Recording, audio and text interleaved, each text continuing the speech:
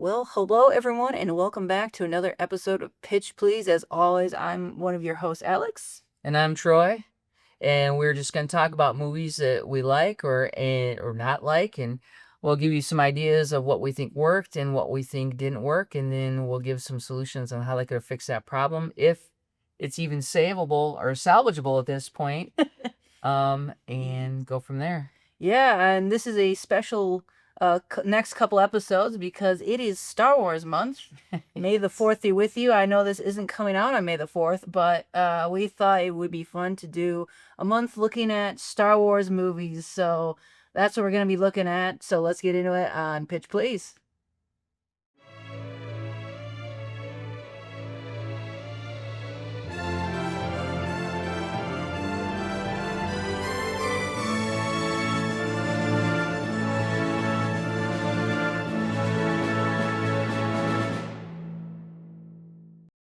Today we're going to start talking about the last trilogy of the Star Wars series. The 7, 8, and 9. Yes, nothing in between, just 7, 8, and 9. Just 7, 8, and 9 because we love the original. Yes.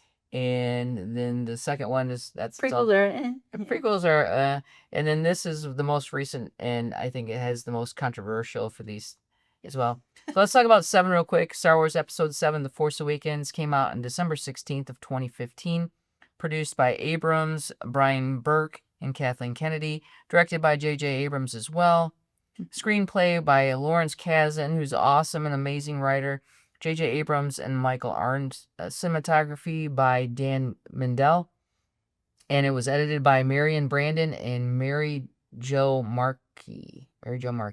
Production design was by Rick Carter and Dan Guilford. Starring Daisy Ridley, John Boyega, Oscar Isaac, Domhnall Gleeson, and Adam Driver. The budget for this movie was $245 million. And that's My House, right? Isn't that the yeah, House and Yacht. House and Yacht together? Yeah, 245. It grossed $937 million domestically, and worldwide it grossed over $2 billion. That's your net worth, right? Yes, that is my current net worth today. Original or sequel, this was a sequel to the original Star Wars and a continuation of the Star Wars saga. Mm-hmm. Rotten Tomatoes gave Episode 7 a 93%, and audience gave it an 84%. Yeah. So quick synopsis here. Star Wars The Force Awakens takes place 30 years after the defeat of the Galactic Empire. A new threat has emerged in the form of the First Order, a military dictatorship born from the ashes of the Empire. The Resistance, led by General Leia Organa, stands against them, searching for her missing brother Luke Skywalker, the last Jedi. When a scavenger named Rey from the desert planet of Jakku discovers a droid carrying a map to Luke's location, she's thrust into the heart of the conflict. Alongside a defective stormtrooper named Finn, the ace pilot Poe Dameron, and the iconic Han Solo, Rey begins to uncover her mysterious connection to the Force. As the First Order, led by the dark and conflicted Kylo Ren, seeks to eliminate all opposition with their super weapon Starkiller base, the Resistance races against time to stop them. Rey, drawn to the Force, confronts her emerging powers and faces off against Kylo Ren in a climactic battle. The film ends with Rey locating the elusive Skywalker on a remote island, symbolizing the galaxy's hope for a new generation of Jedi. Sounds good. Yeah. All right. We usually start with positives, or we try to. Yeah, so rewatching these movies, I've always been kind of soured by 7 just because of 8 and 9 following it. Yeah. Because I knew what it led up to. But rewatching it now and just looking at it as its own movie and just kind of remembering watching it before 8 and 9 came out, this is a really, really well done movie. Yeah, it's really entertaining. J.J. Abrams does good action movies, and it's actually I was shocked too. I'm like you. I was like thinking, oh, this is gonna suck. But I watched it, I thought, wow, this is actually a really good, entertaining action movie. Yeah, no, the whole movie, I was like, I see now why everyone was so excited for the rest of this trilogy to come out, because it set up such a great thing. They had a lot of great questions set up. They had a lot of things they alluded to, and like the action was fantastic. Like, it was a really, really well done Star Wars movie. And again, the Rotten Tomato score is kind of show was that as well. Yeah. Like, it was really well received, and it was really, really awesome. Yeah, so I mean, the opening was great, and it was so much more intense, like viscerally intense, because with Kylo Ren landing on the planet, Oh yeah. and they're shooting people, and there's actually blood, like blood on Yep. Finn's mask or his helmet as a stormtrooper, Yep. and then the whole idea of, they're just slaughtering humanoids, so to speak, or Yep. whatever, and it Yep. was pretty intense. And then the whole idea of him catching like a laser shot. Oh man, that was one of the coolest things. It was such a game changer. It's like, Yes. what? That's awesome. And Yes. so, and his sword looking all like edged out and tattered and just rough and wild, kind of like him. And Yep. and they're always so refined, these lightsabers, and his was just jagged and nasty. It was a really cool twist, and real subtle, but cool twist on the whole lightsaber thing and the whole opening of how intense you can be. 100%. Yeah, no, it was a great setup. And again, they set it up exactly like A New Hope. That was the story. That was Yeah. the entire thing. But it's a story that works. It's a story that we like, and I think ultimately they did do a good job going through it. Mm-hmm. So, yeah. And then when we get to know Rey, because it is A New Hope, which I'm not as huge of a fan of that choice of making it like that, and we'll get into that in a minute. Mm-hmm. But it was executed well, because now when we look at Rey on a desert planet, Yep. but the way they did the PD, and I guess I don't think it would be PD because it would just be special effects, but at least the PD concept of, there's fallen AT-AT walkers on the planet that people are just inhabiting. There's a Right. giant Star Destroyer just crashed. Yeah. I was gonna go mine that thing. But it was a really great idea of a fallen empire, and Yeah. how people, the environment just kind of adapt around it. So I thought that was a really cool production design idea. It was a great choice because, like you said, we get to see the aftermath of what, Luke and Leia and everyone did with the destruction of the Empire. And they continue that throughout kind of the entire trilogy of showing, the old Empire's kind of thing. But again, they decided to copy every ship that they ever made by the new, dreadnoughts and things like that. Yeah. Oh man, I was gonna say, I was thinking about something. I don't remember what exactly. We'll come back to it. It was fun that Kylo Ren too is worshiping the mask of Darth Vader. Oh, This twisted mask, and that they keep alluding to the fact that Kylo Ren wears this mask and he doesn't need it. But what's interesting though is that almost everyone wears a mask in these movies, and they're like, take that thing off your face. But yet all the stormtroopers have it. All these other people have these masks on, so they really keep ribbing Kylo Ren for wearing a mask. It's like, yeah.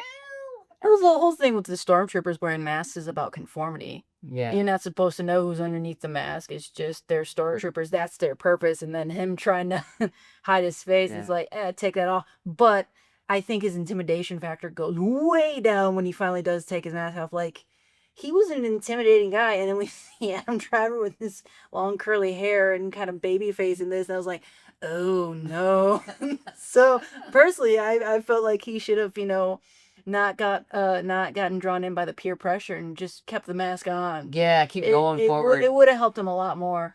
That's a good point actually, because Vader took off his mask when he died at the end. So yeah, it would have been actually it would have been a nice little fix there. Yeah. Oh, one thing I was thinking about with Jakku, that's what I was gonna say, is I was a little disappointed with the PD on Jakku, just because, since it was very clear from the start it was going to be like a New Hope ripoff, I was hoping to see some sort of like desert city, kind of like Mos Eisley or whatever like that, some giant spaceport. Instead, all it is just like a couple tents in the middle of a desert. Yeah. And it, to me, especially with the budget they had and it being Star Wars, I was really hoping for them to go a little more, like all out with that. And just trying to keep that through the whole movie. Maybe they spent the movie on a bunch of money on a bunch of other stuff throughout the movie. I'm not sure, but to me, it was just it was a little disappointing just to see such like minimalistic. So minimalistic, just a couple tents in the desert.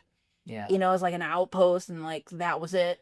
Yeah, it wasn't much. It's just like you said, just bits and pieces in the middle of the desert. Yeah, that's a tough one. And then where are they all living? Like, what are they living off of? And the Right. rolling sand is. But Yeah, that's but it is Star Wars, and they can do their thing. yeah. Um, So just kind of so we're kind of going quickly through this one because again we didn't have too many issues with it, and again it's a great movie. And we're got a surprise for you guys. We're actually going to be doing 2 movies this episode, yeah, and we want to get to episode 8 of Star Wars because that's got a lot of issues. But there were a couple things that did kind of bug me, make me question yeah, in episode 7. For instance, kind of Finn in the beginning freaking out in his battle, his first battle ever, and he doesn't fire, and he's like all distraught, like that all these people are dying. That didn't make a lot of sense to me because they talk about how these stormtroopers have been, taken from their families as like children, and they're going Trained. through this program to be brainwashed into, killing people, and just like that's their purpose, that's their goal. yeah. So why the heck on his first mission does he all of a sudden break that, especially since he does say he was taken from his family as a kid. He went through that program, stuff like that. Like Yeah. everyone else is unaffected by that. Why is he one of the only ones who Yeah. like decides to break it? It would have been better if he had been like, I signed up for the Empire, Yes. when I was like a teenager in my 20s, and like, Or 6 months ago. or yeah, or something like that, because I thought, it's like I need to take care of my family, and like Need money. they offered a great way, like they said if I joined up, they'd take care of my family. I didn't realize what I was getting into until I got put in my first battle. That would have made way more sense to me. The Stormtrooper College Fund. Yeah, I wanted to go to community space college, and so I needed the. yeah, 100%. So yeah, the First Order is gonna pay for my tuition. And I just had to fight for him for a couple of years. Yeah, that would have been a great fix because it doesn't work that if you're trained to be a killer, and we see this around the From world. birth. From birth, and we see this around the world in certain areas of the world where they train children, to use guns and to kill and to hate, and they just once you're trained as a child, that's it. So it was so that would have been a better a solution for. Yeah, no, the whole idea of like nature versus nurture. The stormtroopers are all nurture. Like, Yeah. they're from birth they're taught to love the First Order, and that's it. Yeah. That's just who they are. I love a few things I really liked. First off, I like that Kylo Ren is so unhinged, That's awesome. and it's just out of control, which I really like because. So the episode 1, 2, and 3 of Star Wars was about, and this bothers me so much, and I think this is why those movies didn't work so well, is it was about the Jedi who were emotionally controlled, always calm, going against politicians who are emotionally controlled, always calm. We will destroy you. No, we will destroy you. You never thought of it that way. No, You're right. Everyone's too calm. Everyone's too controlled, and so it was really great that Kylo Ren was just this completely unhinged basket case who had power. And then, of course, along the same line, love the passion of the Hitler speech for the New World Order. Dude. Domhnall, what's his last name? Gleason. Domhnall Gleason. He is a great actor. Yes. And it was funny because I don't know why, but not because it was bad, just because it was so intense. He was like into it. Oh my gosh. And so that was I do think those were great. I think that he is an underutilized actor in the show for sure. Yeah, I mean, I think he gets a lot of great screen time in 7 and 8. And he's honestly probably my favorite character in the movie.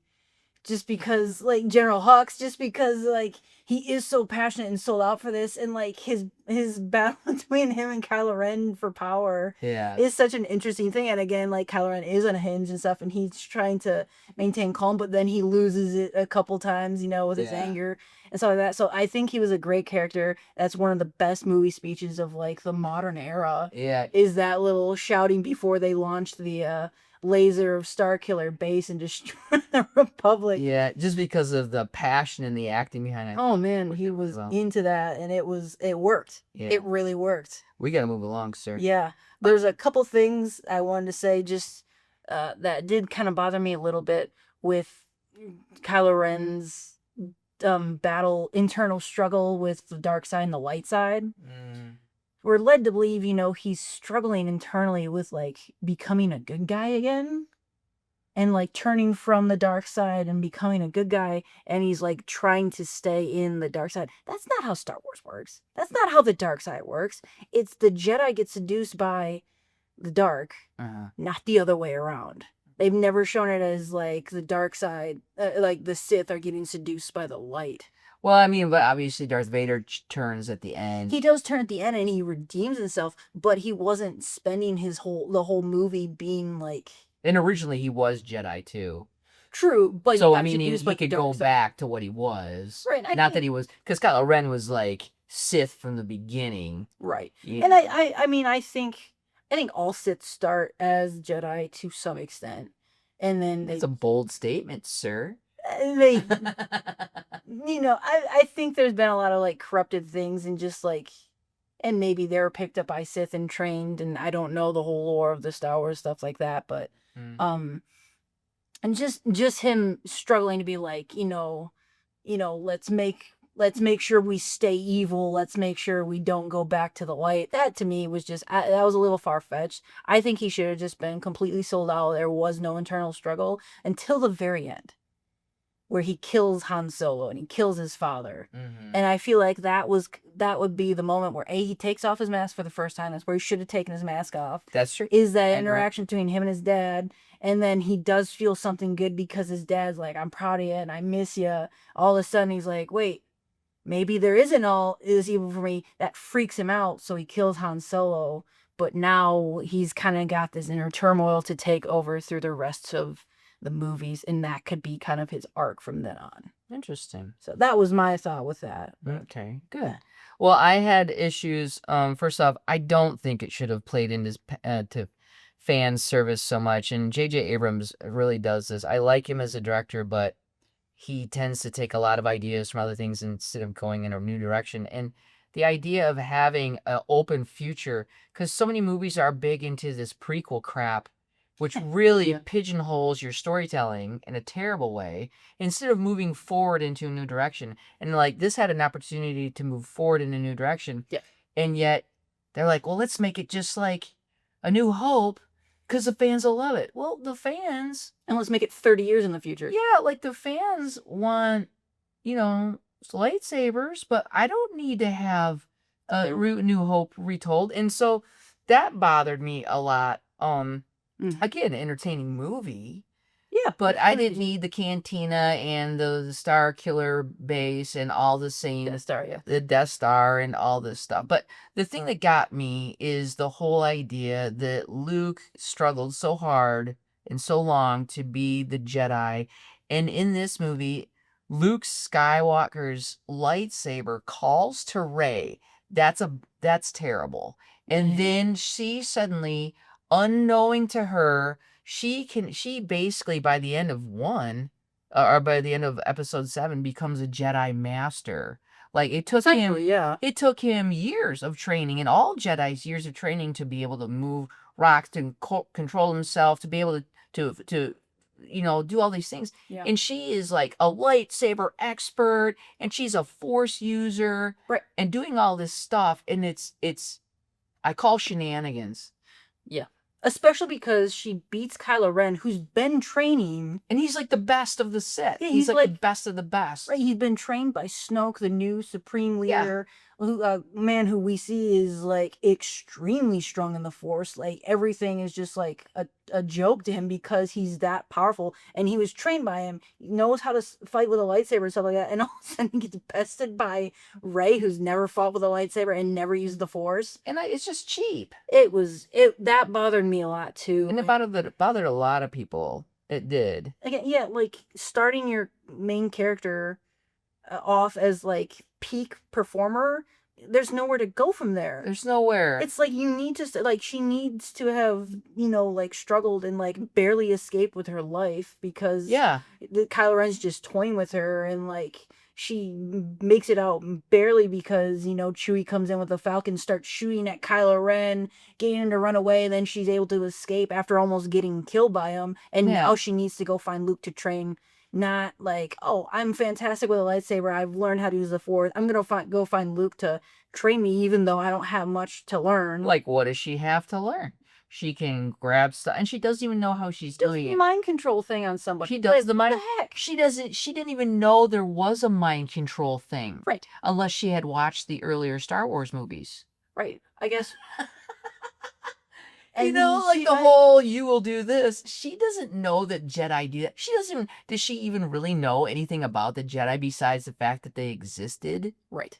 So It's just some stories of like, oh yeah, a Jedi destroyed the Empire, and that's about it. Yeah. So I wasn't impressed by that storytelling. Yeah, that was tough. And it's kind of like if Rocky, you know, hey Rocky, you get a chance to fight the champ, and then he just kicks everybody's butt. He's like, oh, I've never boxed before. Oh, what a great opportunity! And then he goes out and he beats everybody. Right.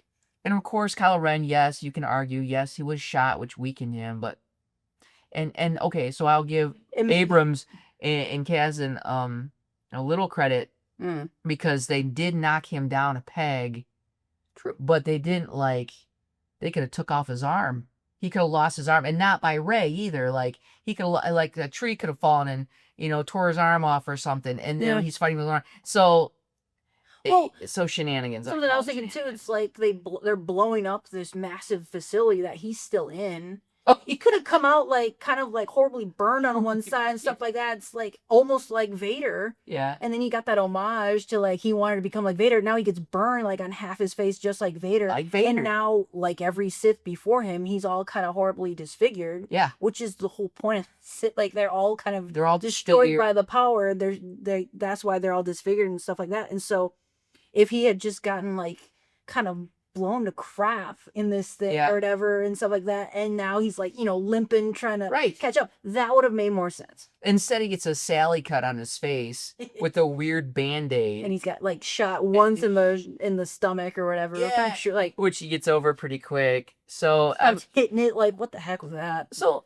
when you have a character like Rey and you do this to your character and you make them better than they should be too fast, fighting someone who's the best and them besting them, not only do you discredit your protagonist, your weak protagonist, you discredit your antagonist. Yeah. Kylo Ren, he's not such a badass.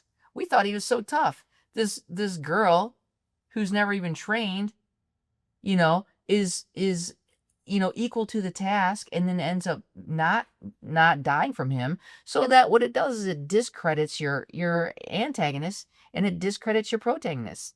Knock that crap off. Right, yeah, no, in the original Star Wars, I don't think Luke ever fought Vader one-on-one. And then when he fights him in Empire, loses his hand and loses to Vader. And he loses. That's how it goes. He loses, and he can't win. Because he's not strong enough, so he has to go train more, and then he finally, he doesn't technically, he does finally best his father in a duel. Kind of. At the very end, but then doesn't kill him because, he's a Jedi and shows mercy. And, that is a fantastic arc to see. Yes. And that's what it should have. He grows. Yeah, he grows. He has to become a Jedi, not, oh, this is what the Jedi are. I guess I am one now. And I can do everything. Yeah. So anyways, we're beating a dead horse. I'd say that was kind of the weakest part of the movie to me. Yeah. But. And we didn't need her. We did not need her to be that good from the beginning. That wasn't impressive. It would have been a more interesting story if she wasn't. Yes, exactly. Yeah, so. All right, moving on. Cool. Yeah, and so, that's our take on 7. We kind of got into it a little bit at the end, but again, we really like the movie, actually. Yeah, entertaining-wise, yeah. It's very, very entertaining, and so, but that led to 8 and 9, and so we're going to talk about episode 8, The Last Jedi now.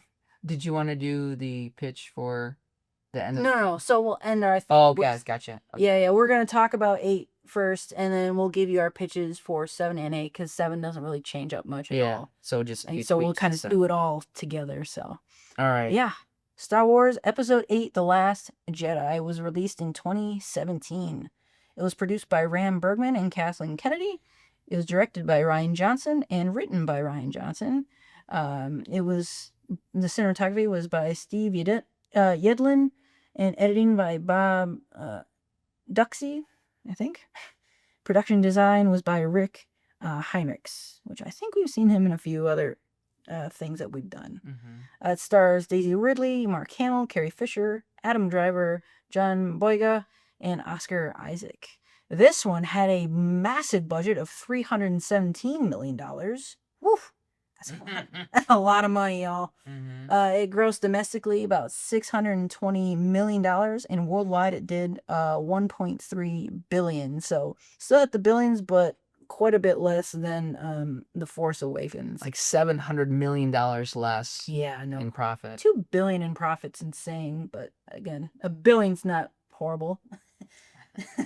I wouldn't mind making $1 billion on a movie. Yeah, right? It's all right. Again, this is a sequel to Episode 7, and in Rotten Tomatoes, the critics gave it a 91%, and audience gave it a 41%. I like the audience's score a lot better. Yeah, and the crazy thing about that is that usually the critics are all about the art house, social political art house stories, and they're like, and this is a sci-fi fantasy kids movie, and they're like, yeah, 91, and everyone else is like, this movie sucks. Yep.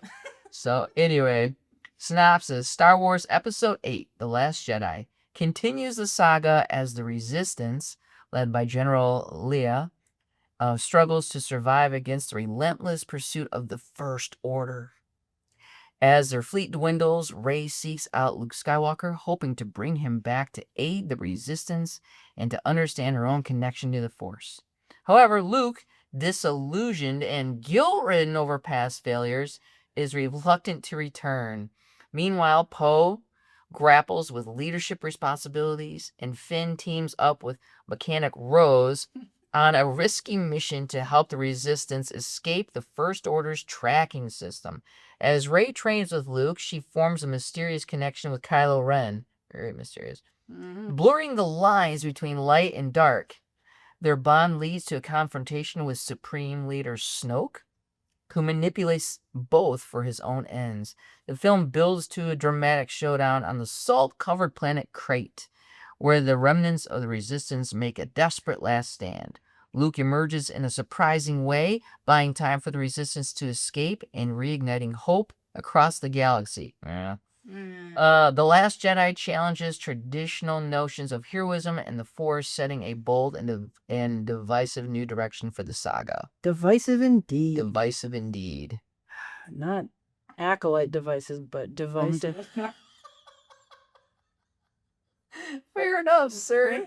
All right, so this movie was one of those movies where it's you watch it, and after you're done watching, you're like, "Yeah, that was a pretty good movie," and then you start talking about it. You're like thinking it over, and then you go like, "Wow, that was really bad. That was actually a really bad movie." Yep. And I think we were probably riding the excitement of what could be from Episode 7. Yeah. We saw it. We got a little dazzled on the screen, and then we're like, yeah, that was really great. And then we're talking about it. It's like, no. So let's get into that. Oh, yeah. So for this one, I normally like to do positives and constructives. I can count. Normally, I have like about a page and a half of positives and like a page and a half of constructives. And this one, I have 7 points for positives. And all the rest are constructives, y'all. Like, this is I think I have 12, maybe, but we're not going to go through all the positives. No. So I'll give you a couple of my positives really quick because I wanna dig into this movie and just really beat it with my fists, but I can't. So I like in the beginning. They have a little thing with Poe kind of calling General Hux. I thought that was funny. Just a little thing, just like buying time, just kind of insulting him, things like it was fun. It was fun like that. I also like how Snoke points out that Kylo Ren lost to someone who's never held a lightsaber before. That's what we were all thinking. Right.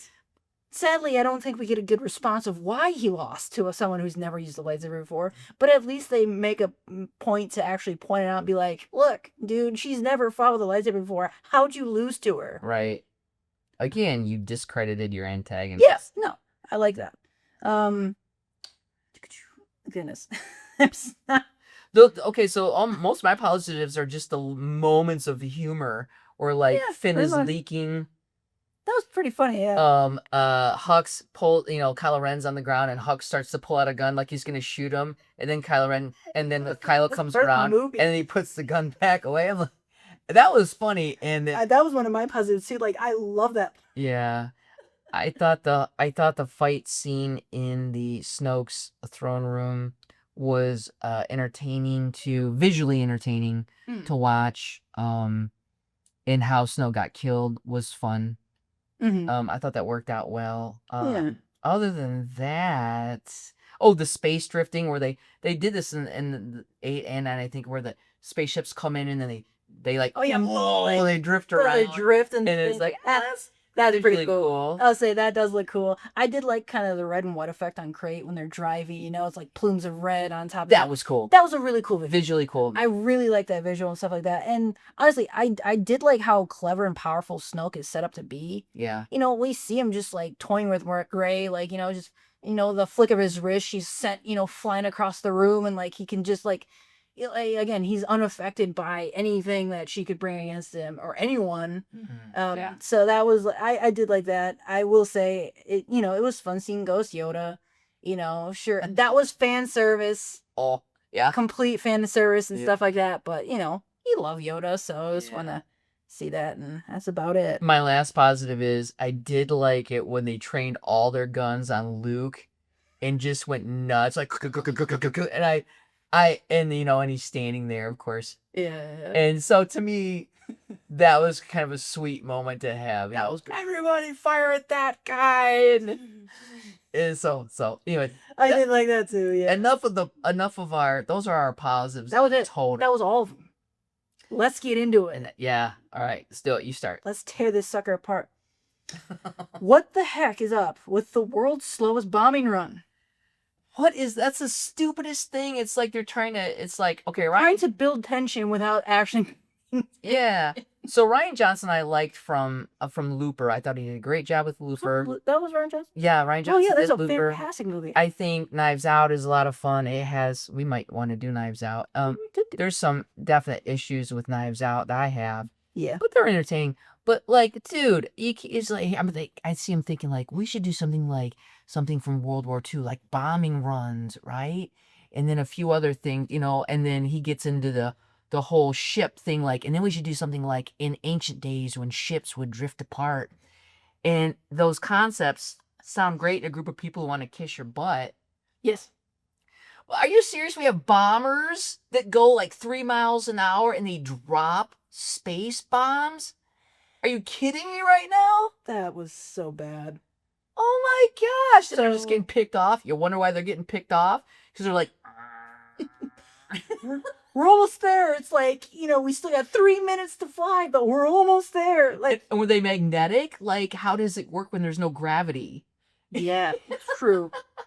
Are they propulsed down? Either way, Close enough to the gravity of the planet that it gets pulled down.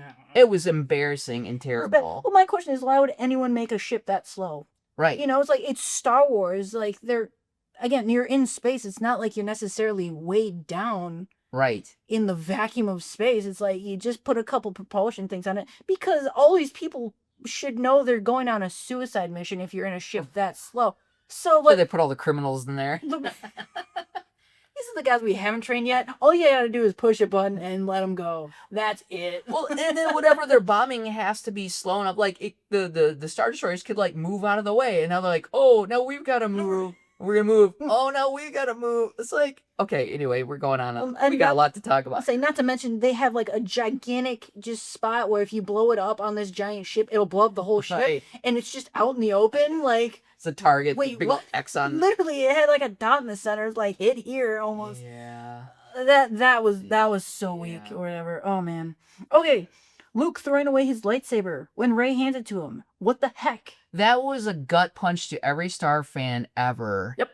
And I know it was. I talked to you about this the other day. Of like, it felt like to me like telling the story in a round. So like, I'm telling this story, and then blah blah blah blah blah. Now you go. And Right. then it's like, and then okay, and then she's gonna hold out the lightsaber to Luke.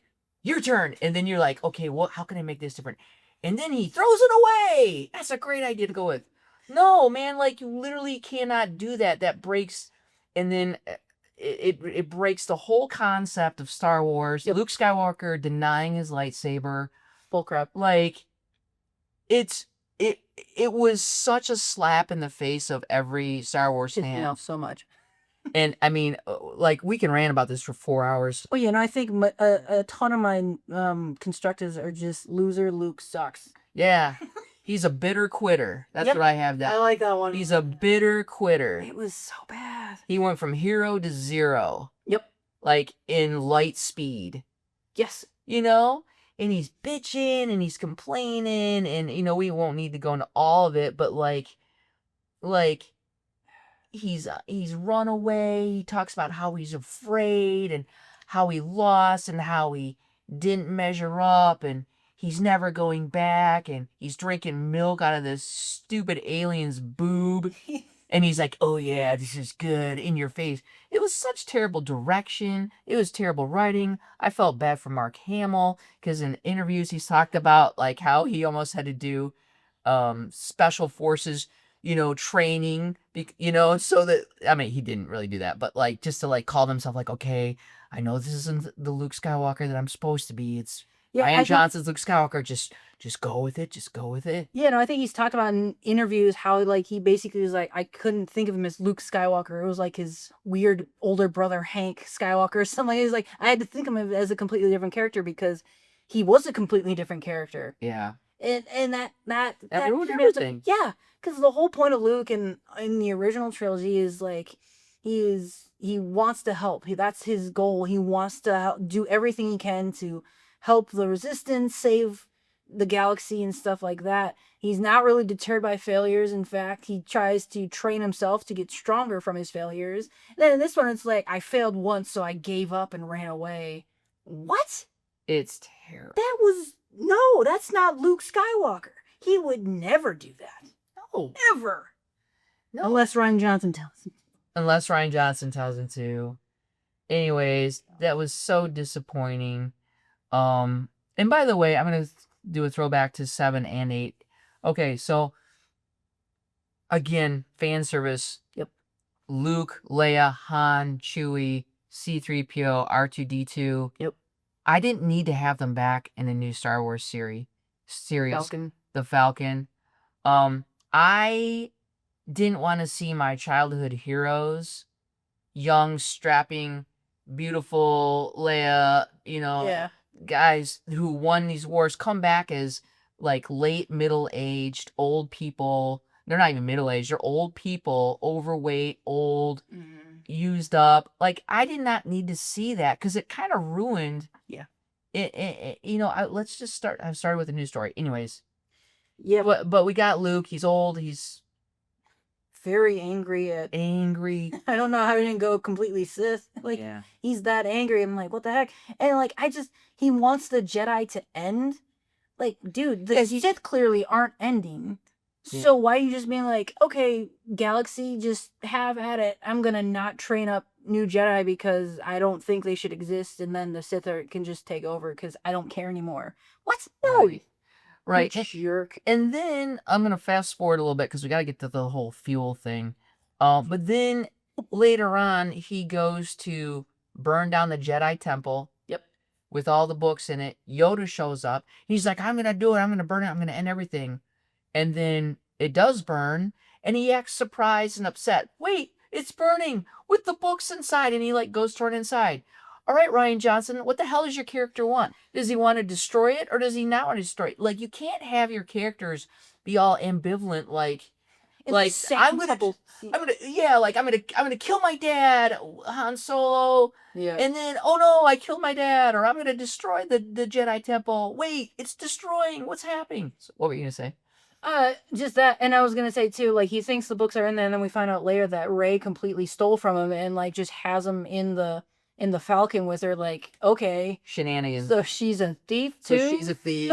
She's a thief. I know scavenger, but thief is a little far-fetched. Okay. Yeah. That was an interesting choice. And then, yeah, and so when storytelling just becomes a points of convenience because you don't want to share loss, honestly, the fact that, you know, any of these Jedis come back as ghosts, is kind of like a story of convenience because you never really lose them. True. And so the idea of we burned the books, oh, we didn't burn the books. Yeah. We killed so and so, oh, we didn't kill so and so, which we'll get into with the in a, like episode 9, but you can't do that. Like, well, okay, you can. Don't do that. That's better. Yeah. No, it's a better story when people who are meaningful die, and there is no coming back. Because there's sacrifice. Because people will leave the story and they're like, it's okay if your audience gets sad or upset. Not like, oh, I thought he was dead. Wait, he's resurrected? Oh, great. Oh, just kill him off and move on and let people be sad. It's a good emotion. It is. I mean, it can be. Right. Used in the right way, it can be a really good emotion. Okay. So now we get into the really fun stuff. Yeah. So, your turn. I've been talking a lot. Dude, the freaking rebels being out of range of the cannons of the First Order's massive ship, just barely out of range. Stupidest idea ever. They're slowly running out of fuel though, and so but the First Order just says, they can't, give it more gas and catch up to them to blow them up. We're just gonna let it run out. That was the dumbest thing I think I have ever seen in a movie. Because they're always overtaking ships and sucking them up anyway. Yes. And, when you shoot when something's moving in space, yep, unless it hits something, it's not going to stop moving. Especially if you're shooting lasers. Their lasers aren't just going to blow up. Right. The lasers you shoot will keep going. So the missiles can keep going. They're not out of range, folks. You can't have space missiles out of range. Science doesn't work that way. And if they run out of fuel, are they continuously trying to speed up? Or are they just drifting because you use zero, ask the astronauts, you use no fuel when you're drifting in space, but you're still moving. So stupidest concept ever. Trying to make it like an old naval battle. Yep. It's space. It doesn't work. No, not that way. Okay, another thing that really, really bugged me that was super, super stupid was Kylo Ren takes his TIE fighters and they're blowing the crap out of all these ships. Yeah. And then they blow up the hangars for all their fighters and stuff like that. So they're basically just kind of stuck on these ships. And then of course their ship somehow manages to magically get further ahead out of range. And Hux calls to Kylo Ren, he's like, "You're too far out of range. We can't cover you from here." He doesn't need cover. He's been blowing them up this whole time. They blew up all their ships so they can't fight back. I don't see really any guns on this rebel freighter shooting at them. And even if there were guns on there, how would the big ship cover them?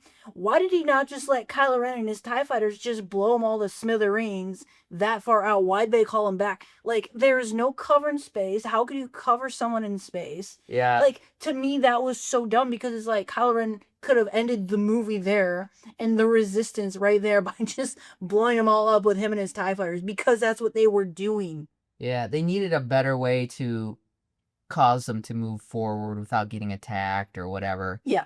Some give them maybe their shield works, but that's their shield was working, but he was fine underneath the shield and or something. So that it made his TIE fighter too strong. Yeah, so it was bad for sure. That was terrible. That made me so mad. And then the whole idea of the Vice Admiral Holdo who won't share the plans, and then the genius plan is to float and end up. She's not telling anyone this. Why? It's so stupid. You would tell people she's a terrible admiral, and then they're gonna go off to a planet that literally everyone can see. Yep. Out the window. Yep.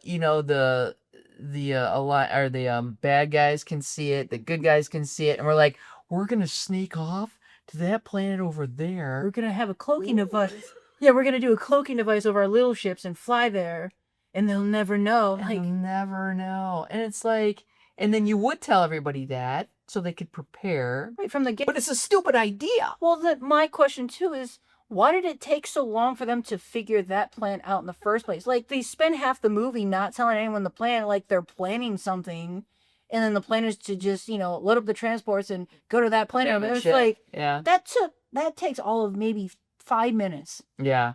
And then you relay those orders because you're getting shot at and you're gonna die if you don't get out soon. So why are you having some, pissing match with the hothead pilot that wants to help? He's actively trying to help and know what he can do to help out. Mm-hmm. And instead you're just being smug, talking down to him and being like, I don't trust you. Like, I've seen your type before. You're too hot-headed, so I'm not gonna tell you. And like, you can just wait and find out. And it's like, we waited for like, I think they said they were floating for like 18 hours or something. And it's like, it took you 18 hours to say, we're gonna run away. It's just What? stupid. And then not tell anyone that until like the bitter end. Yeah, and then let's take that storyline and talk about the fact that he does a mutiny. Oh my gosh. So like we're not gonna jump around, but like so Poe takes matters in his own hand. He does a mutiny. He takes over the ship. Then they take it back over, and they save him and say, "I like this one." Like he's just did mutiny. That's capital crime. You would execute him for doing a mutiny. You wouldn't like rescue him, save him, and go, "I like this one." Well, not when you've only got like 20 people left. Like, I mean, it's so like, come on, writers, come on, Ryan Johnson, you can't do that. You can't like make him, imprison the captains, and then the captains like go, he's somebody I really care for. Let's take it. No, they would shoot him out into space because he's untrustworthy. So anyway, right, exactly. I think my point's made Oh, there. We talk about the Rose sucks. Rose is terrible. Rose just gets under my nerves too the whole time. Like she was and they sidelined her a 9 because I think no one really liked her because she was it was not a good character. They Jar Jarred her. Yes, like, they did. Okay, here's your orders. We'll see you. Like, okay, thanks. Well, and okay, so let's follow that storyline a little bit. Man. When they're on the that planet, the casino planet, yeah. Oh, the casino planet.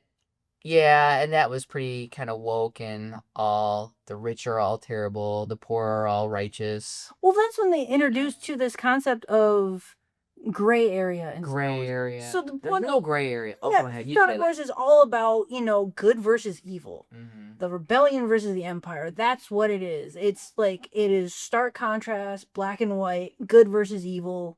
Like that's not like that's the thing. And then all of a sudden they try to introduce the fact of okay, well all these weapons arms dealers that you hate so much are making money off of selling to the First Order. They also sell to you guys too and stuff. So they're making money from both ends. Like again, the idea that I know like there is such a thing as war profiteering and like selling weapons to both sides. Yes, that is an actual thing that happens in modern day thing. However, why do you have to introduce that into Star Wars? Why can't it just be the good guys versus the bad guys? Why did we need to involve, like the whole point of having, these war profiteers like in the first place was completely pointless. It was very pointless. It was literally just to introduce the gray area into Star Wars, but again, it adds nothing other than well, now we're looking at it where maybe our good guys aren't actually good guys and maybe the bad guys aren't so bad.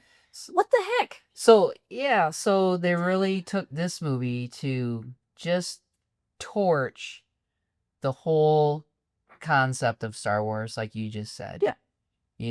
Well, Luke is gonna be a quitter and he's a loser, angry man. Yeah. There's no dark and light. Everyone's making it was dumb. It was a bad play. That's a place for another movie. Yeah. And the weird thing with Benicio del Toro's character, I don't even know that guy's name. He was in the prison with them. Then he waits till they're in there, and then he lets himself out. It's just the code. And then he ends up saving them conveniently later. Like, why would he bother? Why would he bother to like pull up when they're being chased on that planet? Right. And he's like, "Hey, you need a lift?" It's just dumb. Yep. For sure. I was gonna. Oh yeah, Rose has a necklace that happened to be the exact conductor that he needed, and the exact size to break into this. Like, how convenient, sir! Oh my gosh, just stupid. Literally the exact right size. And then gives it back to her. Yeah. With like, oh my god, he's a prop. He's an opportunist. He wouldn't give it back to her. Nope. So dumb. Anyway, but okay, let's take the Rose story to its ultimate end, where This one bothers me so bad. So on what's that planet? The salt planet called? Crates. Crates. So they go to Crates. Why not? Beautiful PDID concepts there. White salt on top of red sand. Yeah, lots of fun. Making it Visually. look like Hoth without being Hoth. Right. Finn is flying right towards the portable gun. Yep. Right? The battering ram. He is going to sacrifice himself nobly. Everyone else has turned back. And they don't fly faster. Like they're all full throttle. Right. They're not like half throttle. So he's full throttle forward. They all turn and go back. Rose finds out that he's going to sacrifice himself. Yep. Somehow, Ryan Johnson, he is just about to make a great sacrifice and save everybody. And her speeder somehow turned around, came back in front of him, and then sideswipes him. Yep. Out of the way, not knocking him from behind, which is all impossible. No. And the saying is, I wanted to save you. No, I saved you. Oh, I saved you. Not even I wanted to, is I saved you. I saved you. You But- ass. Like, he was good. And then, of course, then that screws everything up. Oh, yeah, no, now they can get into everyone else in the Resistance. Your entire company. And they had no real chemistry. I didn't think so. They had zero chemistry. So it's not like, I'm like, oh, that's really weird, but, I get it because they love each other. No, they had known each other for like 6 hours or something. 8 hours. And I bet that day. she's the one who screwed up the whole thing, her character. Yep. By knocking, and I would have been fine if Finn disappeared. I didn't think he was. I think it would have been a good ending for his character because I wasn't a real fan of the Finn character. I didn't think he added much to the story. Mm-mm. But You just that have would have there- been a great, he sacrifices himself. Obviously, you would have to come up with a new ending, because then they got to escape out the back because maybe his sacrifice didn't destroy the gun. But Completely or whatever. But oh, I hated that so much that she knocked him out of his point of honor and made everything worse for everybody else. Screw Rose. Yeah. And so if Finn had sacrificed himself too, that would have been better motivation for Rey later. She lost her good friend. I guess good friend. Her buddy, Her acquaintance. They make it so that Rey and Finn are best friends or whatever, even though they hardly ever spend much time with each other. Yeah, that's true. And became friends through just turmoil or whatever. But yeah, no, it would have been so much better if Finn had died, made a sacrifice for the better of everyone, because the whole movie, they deal with this theme of sacrifice. It's Poe at the beginning with the slow power run ends up sacrificing most of his fighters pointlessly just to blow up one ship. Right. And so they get on him for it. And then in the end, he's like, okay, I understand. You got to sacrifice yourself for the betterment of everyone. That's what Finn was trying to do. And then he gets stopped by it. And then Rose sacrifices herself to save one dude. That to me is a pointless sacrifice, even though she doesn't die in the end. Yeah, she didn't sacrifice anything. And stuff like that. And then, of course, it's Holdo sacrificing yourself. That's a good thing because it's for the benefit of... But some people trying to sacrifice or making sacrifices is a bad thing. And then people trying to sacrifice themselves for the betterment of others, some are considered good and some are considered bad sacrifices. You gotta pick one concept of okay, this is a good sacrifice. So if Finn's gonna make this sacrifice to save everyone else, that's a good sacrifice. Let him make it, because we've seen some other people like Holdo sacrifice themselves for the better of others. Not, hey, that's gonna be a bad sacrifice. We still need you. It was he's one dude. Yeah. He's one dude. He's trying to save people. It was dumb. It was bad. It was really, really bad, and that it makes me mad. Yeah. It makes me so mad. Let's talk about the Kylo Ren, the weird Kylo Ren Rey romance. And how the Force can connect them. Well, before we get to that, she goes down into the dark pit and she sees herself. That ends up being just a waste of screen time.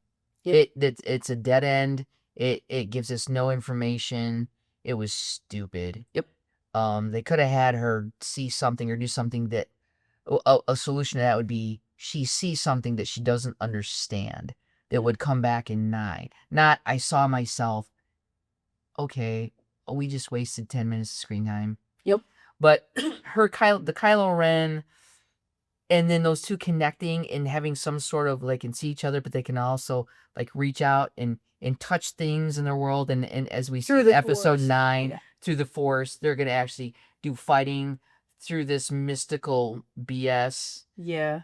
That we find out is Snoke connecting them. And Snoke was connecting them all along. Give me a break. But then in 9 they keep doing it, so I don't. And why was Snoke doing that? I don't. So if he had, so the thing with Snoke is he has so much power. What we come to find out is that these Jedi have so much power. Why are they doing some of the things they choose to do? Yeah. If you can connect people from across the galaxy, you're in one spot and these two are another one. Why don't you just kill the one instead of playing these little games? Mm-hmm. It doesn't. Why connect them? Why do that? There was no reason for it. They need to build in a reason. Mm-hmm. And it was just there. And it was stupid. And then shirtless guy. Like, I ever see that in We introduced that in freaking Star Wars for the first time. That was so like, are we going for random. sex appeal here? I was like, oh no, this Just makes me think of the SNL with Adam Driver. He's playing Kylo Ren. You guys ever see Kylo Ren with his shirt off? I hear he's jacked. I hear he's absolutely shredded. just a mistake. No, that was so random and so unnecessary. Yeah. For no reason at all. I guess that's what unnecessary means. Yeah. Well, and then the Snoke connects these two, and then they work together to kill him. Right. And he should not have died in 2. No, he should have been the like Ryan Johnson. You killed. Oh my gosh, he did everything wrong in this movie. Okay, well think about this though. Someone at Disney proved that. Yeah. So he wrote it, and then they're like, "Okay, you want to kill Snoke? Sure, sounds great, because we don't need him for the next one." Yeah. Right. What?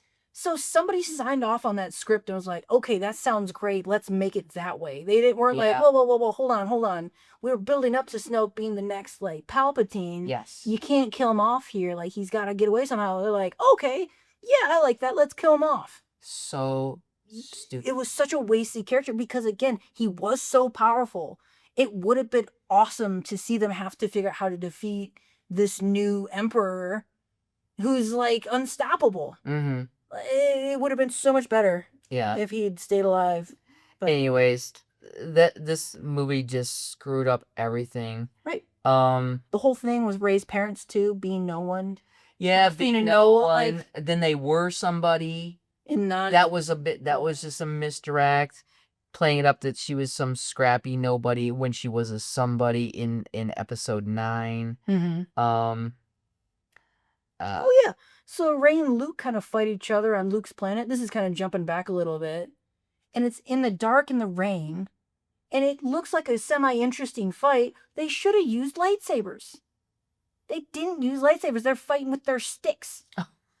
I'm like, you're Star Wars, you're Jedi. Why are you not fighting each other in the dark with lightsabers? That would have been so much more visually appealing to the audience. Luke pulling out his green lightsaber, which who knows where that is. Yeah. And fighting Rey with the blue one, like, on the side. And then just doing that fight in the rain in the dark. Yeah. But with lightsabers now, it would have been so much cooler. Mm-hmm. Again, opportunity missed. There was really not much lightsaber fighting in this movie. No. Which really ticked me off. Well, and then we go to the end where, because we could talk, like I said, we could talk for hours about this movie, but we go to the end where Luke is fighting Kylo Ren and we find out it's just his apparition.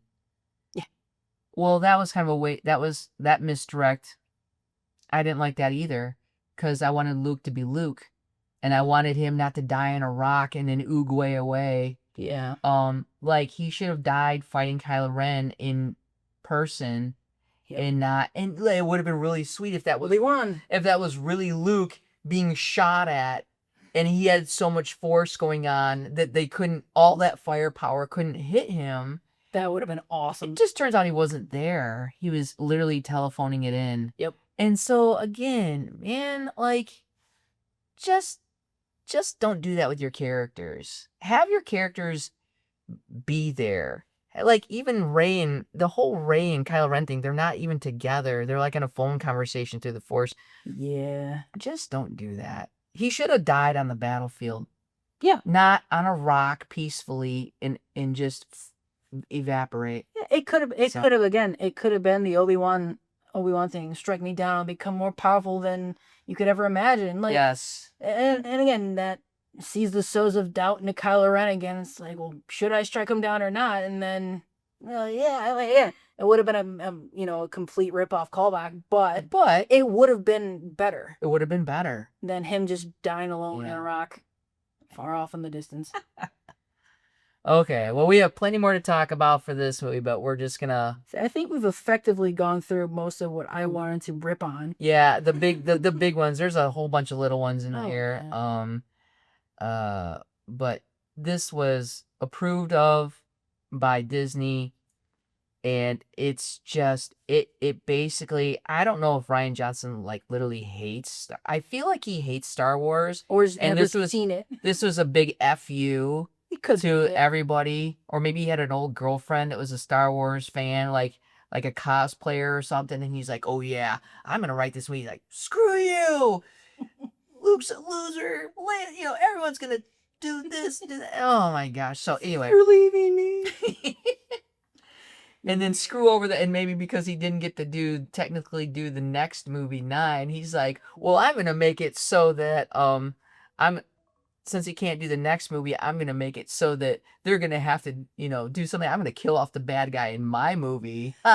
Screw you, man. And that's the thing too. It's like, I know it was set up originally as, I think a different director was supposed to write and direct each of the 7 movies. And then for some reason, I don't think they were really communicating what they wanted to do. No. And like, they clearly weren't communicating what they wanted to do. So it's like, you give 3 people like, it's like free reign to write and direct their own movies the way they want to do it, and somehow it's got to connect. And it's like, you should have had them just sit down in a room together, come up with a trilogy, and be like, okay, I'll do this one, you do this one, you do this one. Yep. I think it was Trevorrow who did the Jurassic World series. Oh, okay. And he is a writer, quit, right? He's a writer. He quit, and that was a smart move. No, that was a smart move.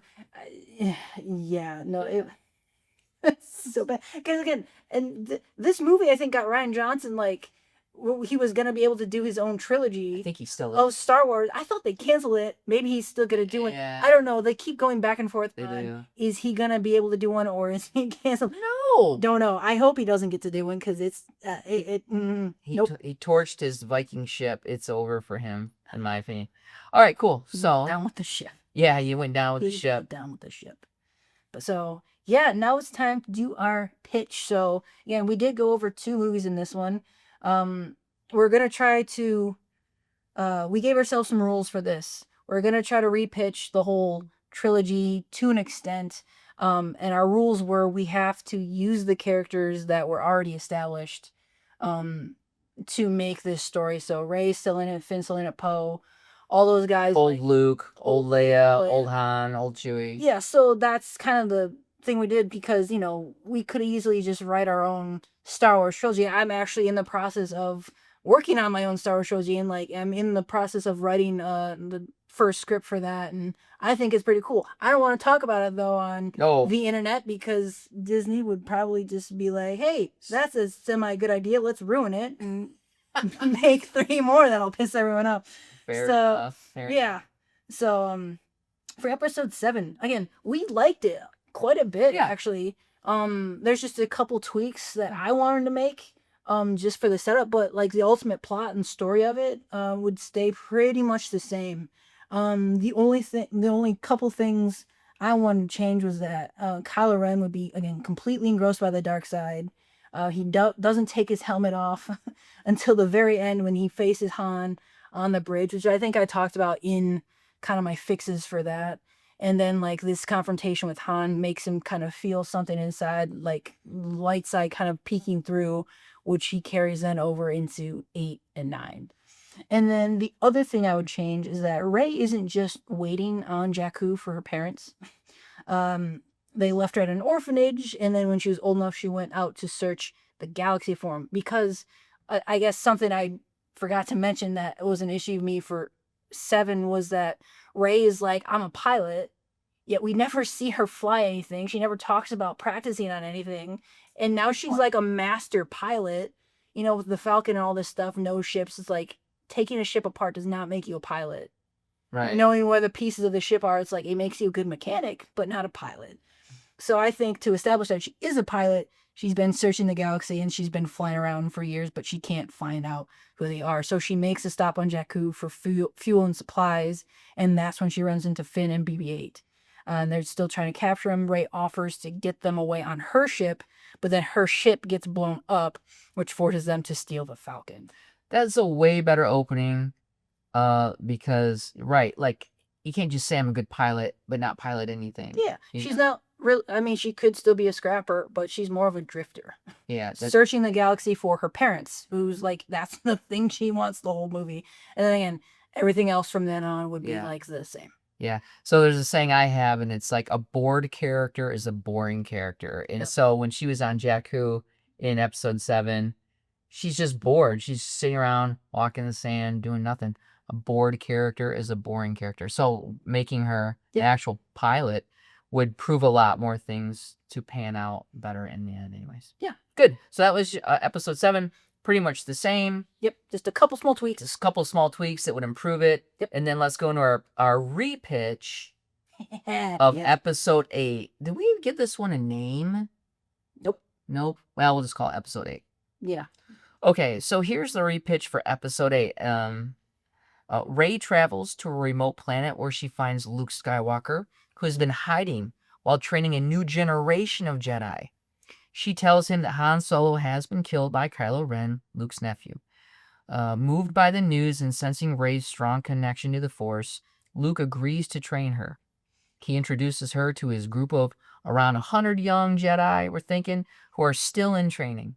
As Rey begins her lessons, Luke senses her immense potential and her potential for darkness. Meanwhile, Kylo Ren relentlessly pursues Leia, Poe, and Finn across the galaxy. Though Poe manages to evade him multiple times, the First Order begins tracking the Resistance through hyperspace. Leia's command ship is captured by a tractor beam and pulled into the massive First Order vessel. With Leia aboard, the First Order hopes to uncover the Resistance's remaining strongholds. And as Leia is taken prisoner, Finn, Poe, and a handful of rebels hide aboard the First Order ship and hatch a risky plan to disable its core, free Leia, and destroy the vessel during their escape. As Rey trains under Luke's guidance, he explains how the Resistance lost its strength to Snoke and the rise of the First Order. A flashback reveals that a key rebel leader was a traitor, aiding Snoke's rise. Luke himself was defeated in a battle with Snoke and went into exile after being badly wounded. Eventually, he realized he needed to rebuild the Jedi and begin training Force-sensitive individuals in secret, hoping to restore balance to the Force one day. Yeah, so back aboard the First Order ship, Leia resists Snoke's interrogation while Kylo struggles with his emotions upon seeing his mother. Sensing his son's conflict... Sensing Kylo Ren's conflict, Snoke sends Kylo to eliminate the intruders as Finn and Poe attempt their sabotage. As the rebels are discovered, chaos erupts throughout the ship. Though outnumbered, Finn and Poe manage to transmit a distress signal. Meanwhile, Rey receives a vision of her friends in danger and convinces Luke to leave the island and help, aided by a visit of the spirit of Yoda. Luke leaves his students behind, though knowing they aren't ready for battle yet. A massive space battle erupts when reinforcements arrive. Luke and Rey face off against Snoke and his guards while Kylo and Rey clash in a fierce duel. Rey ultimately defeats Kylo, but not before Snoke kills Leia and escapes. Enraged and conflicted, Kylo retreats. Luke and Rey escape with Leia's body as the First Order ship explodes. Back at a new Resistance base, Leia is mourned and morale is low until Luke arrives. His return rekindles hope, and he rallies the Resistance to rise and take a final stand against Snoke and the First Order, revealing his project all along with a new order of Jedi. Back with Snoke and Kylo Ren, we learn that they have been secretly also training their own force of Sith. And that would be the end of episode 8. Other title pending. Okay. Yeah. Well, thanks for watching, folks.